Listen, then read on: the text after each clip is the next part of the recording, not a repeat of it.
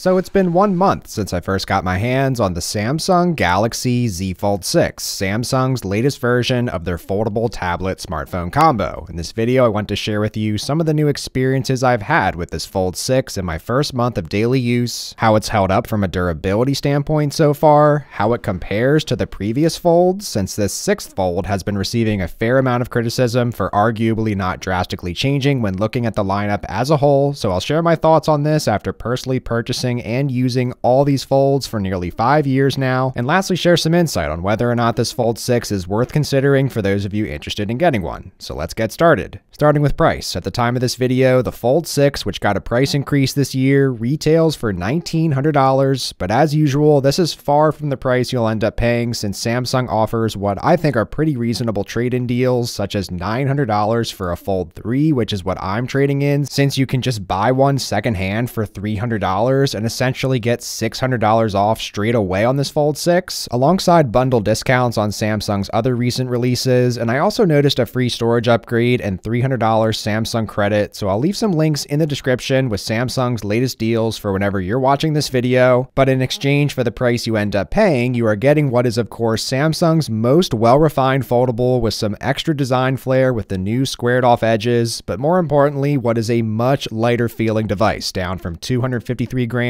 to 239 grams, which has made this fold the device I am always reaching for over anything else, since alongside the larger outer display and slimmer profile overall makes what has historically been a pretty bulky device that I'd sometimes think twice about jumping into with its inherent bulk and heft, into the most accessible fold since the first generation, which the one-handed nature is what makes this phone so special to me in the first place, except now we have a much more usable experience inside and out. But how is the phone held up from a durability standpoint, since all of these physical refinements don't matter if the fold doesn't hold up well over time? After 1 month of use so far, while on the whole I've been a lot smarter about protecting my expensive investment this time around after experiencing more wear and tear on my past folds than I care to admit, regardless of Samsung's claims or what other reviewers may say, it's worth mentioning we are still working with a flexible display on the inside of this phone. I've had one instance of pressing on the display a little too hard with my thumb with an untrimmed nail, which resulted in what looks like a permanent marking. I'm not sure if it's only as deep as the included screen protector or if my screen is marked up here for the rest of the time, but even a little unintentional added pressure to the screen from a fingernail can cause markings, so more mindful use is still needed on the inner display. But if there's one thing I've learned over the years of using all these folds, it's that the outside of the phone is what you really need to be worried about, as I've dropped past folds on concrete in addition to scratching nearly every outer display with it always being exposed and the many different ways you can use this fold. So I've definitely taken more precautions this time around and have been using a screen protector, which I highly recommend for this fold more than any other device I've used over the years, in addition to a more protective case from Spigen, who's the sponsor of this video, to show off their new cases for this Fold 6, such as this Slim Armor Pro, which is what I've been mainly using for the past month, in addition to their Tough Armor Pro P case, which can house the S Pen for you and serves as a stand, which this S Pen stand combo is what a lot of people said they were looking for after I checked out Samsung's official case options, followed by hinge protection, which none of those cases offer either. And while admittedly in the past I'd shy away from this case style, Samsung's physical refinements this year have trickled down to Spigen's protective cases being a lot more comfortable to use with what is now a slimmer yet seemingly just as protective design. The matte sidings and ribbed hinge protection have a great feel in the hand, and overall this is the best balance of protection and comfortable feel I've found yet for this Fold 6, and Spigen offers protection for everything else Samsung recently released, such as similar options for the Flip 6, in addition to cases for the new Watch Ultra and Buds 3 Pro, and screen protectors for both of the new foldables, so be sure to check out Spigen's offerings on Amazon. But whether or not you use a case with this fold doesn't change how enjoyable this phone is to use on the outside, with the enhancements made to the outer display with the new 6.3-inch size. While it may not seem like much on video, in person and in hand, the cleaned up bezels and added width compared to the Fold 5 gives this 6th a much more inviting display, which I've noticed myself using more than any previous fold Fold, and more importantly, the keyboard typing experience with the added screen space is much more usable. After you stretch the keyboard to its largest size for larger keys, I found myself making little to no typing errors and able to type faster and more comfortably. And to drive this point home, I am actually typing this entire video script on this outer display, and overall, while it may seem like a small refinement, it goes a long way for me personally, considering how much more time I am now spending on this outer screen, and having an equally enjoyable and usable device on both screens is what makes these folding tablet smartphone combos worth considering in the first place. And while I understand there are plenty of other foldables readily available on the market to also consider with much larger outer displays, something that keeps me from using those in my everyday life, as silly as it may sound, are the massive camera modules found on the backs of these, such as the OnePlus Open. While definitely exceeding this fold on a spec sheet, the one-handed experience is hindered for me because that camera bump getting in the way every time I use the phone, whereas on my Fold 6, I am very grateful Samsung has stuck with this smaller camera array that definitely does a better job of staying out of the way, even if it means we don't get flagship level cameras like we see on the S24 Ultra that most people want so desperately to come to these Fold phones. So now just taking a quick look at the cameras in action, since on the whole they haven't changed a ton from the Fold 4 and 5, we have the 50 megapixel primary lens, a 12 megapixel ultra wide lens, which now also has 4K 60 video recording capability, in addition to the now par for the course 10 megapixel telephoto lens with 3 times optical zoom, which goes up to a 30 times digital zoom. Overall, these cameras are still very good for me in my everyday use, and the only other noteworthy change here is the low light performance. As shown here in this sunset shot taken at the same time on both my Fold 5 and 6, you can see how much more life there is on the 6's low light shot, but an area where I've noticed more of a difference on the 6 Fold is the battery life. Perhaps it's due to me using the outer display more. I think it also mainly has to do with the new Snapdragon 8 Gen 3 processor packed in this phone, but regardless, I'm able to pretty consistently get 8 hours of screen on time on this Fold over the course of 2 days in lighter use cases. I've had multiple battery cycles in the past month showing proof of this, in addition to a 24-hour cycle with 5 hours screen on time using 60% of the battery. However, heavy tablet use will still result in battery metrics consistent with the previous Gen Folds, such as getting 6 hours of screen on time over the course of 2 days in this example instead of my usual 8. But on the whole, I can confidently say I am getting better battery life on my Fold 6 in my first month of use. So overall, in my first month of use, I think it's safe to say, and I don't think anyone is going to question the fact, that this is indeed a well-refined Fold when compared to its predecessor. As an avid Fold user myself over the years, the physical refinements made this year are what really stand out to me, and it's what makes me a little surprised at how much criticism this Fold 6 is receiving, since for the record, I think there was arguably much less change year over year from the Fold 4 to the Fold 5. So I think what most people are more upset about is the overlaying lack of major innovation over the entire Fold line now, with the second Fold from 2020 still being the one that got the most physical changes, and every Fold after that simply slightly improving upon the previous. Regardless of whether or not this series of small refinements is intentional by Samsung, I'm glad that this form factor has continued to stick around. The unique, usable, and enjoyable outer screen paired with a very inviting inner display, which I know I barely touched on in this video, but the reality is that it hasn't changed a ton from the Fold 2 to 6 now, and I've covered these folds extensively on my channel if you want more analysis of these folds as a whole. I will say the new squared off design is a nice change aesthetically, but aside from that, it's still the same experience in my eyes. And while I am on the whole pretty optimistic about what this Fold 6 offers, I still remain to be disappointed in the fact that there is no S Pen support on the outer display. This screen is definitely large enough to make use of it, and anytime there isn't an equally enjoyable experience between the inner and outer screens is where these foldables lose points for me. And with this being the 4th Fold with S Pen support, I can't help but think this is an intentional choice by Samsung that still frustrates me, and equally frustrating is the continual lack of S Pen housing on this Fold, as the S Pen on the S24 is what sets it apart from so many other flagship phones, and this would similarly be for the Fold a standout feature from all the other foldables out there on the market, but instead we have to continue playing the accessory game if I want to have the S Pen on me at all times, which I then often tend to leave at home if a certain case doesn't store it, or if I worry about losing it when coming up with a jerry-rig solution like holding it in the strap of the silicone case. But overall, aside from a couple of head-scratching omissions, this Fold 6 continues to be my foldable tablet of choice, even though it may not boast the best cameras or screen sizes. The improved feel in the hand on this 6 Fold, in addition to the larger outer screen and better battery life, are what have me reaching for this device over anything else I may spend time with for the sake of making reviews for this channel. I understand that the retail pricing is high, but the reality is that you have to play Samsung's trade-in game to get this device for a reasonable price. But that's all of my thoughts for now on the Fold 6. I'll be curious to hear your thoughts on it down in the comments below, and please consider subscribing, since I'll at the very least follow up with my 6-month review of this Fold 6, and in the short term I'll be sharing some thoughts on the Galaxy Ring and Flip 6 after also using those for a month.